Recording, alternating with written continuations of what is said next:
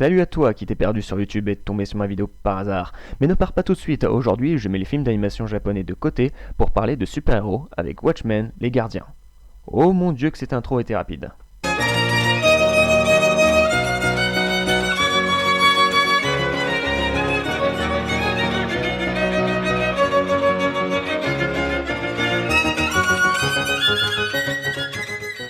Alors, Watchmen les gardiens est un film de Zack Snyder qui a sorti récemment Batman v Superman et qui est connu pour avoir pondu 300. Mais restons sur Watchmen où je vais vous évoquer 5 faits dessus. Numéro 1. Avant que David Hayter et Alex ces trucs ne s'y collent, un scénario avait déjà été écrit par Sam Hamm, auteur de celui du Batman de Tim Burton.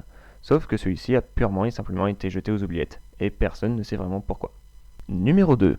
En 1994, Lawrence Gordon transmet le début du projet Watchmen à Warner Bros., qui engage Terry Gilliam pour réaliser le film.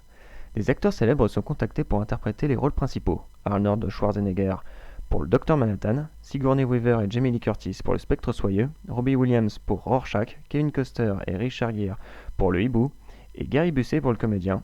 Mais des problèmes de financement ainsi que la conviction de Terry Gilliam que l'adaptation est infaisable sous forme de film, il pense qu'il faudrait plutôt en faire une mini-série, font que Warner abandonne le projet.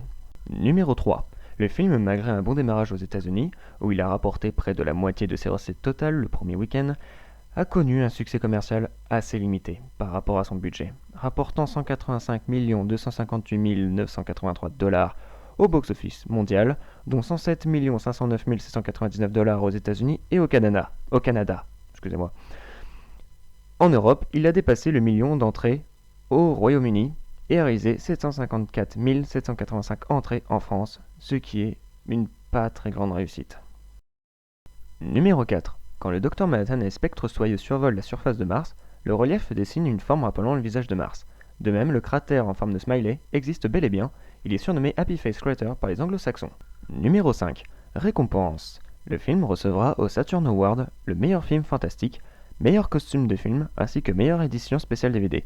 Ce qui est pas mal, mais certains fans trouvent que le film manque cruellement de connaisseurs.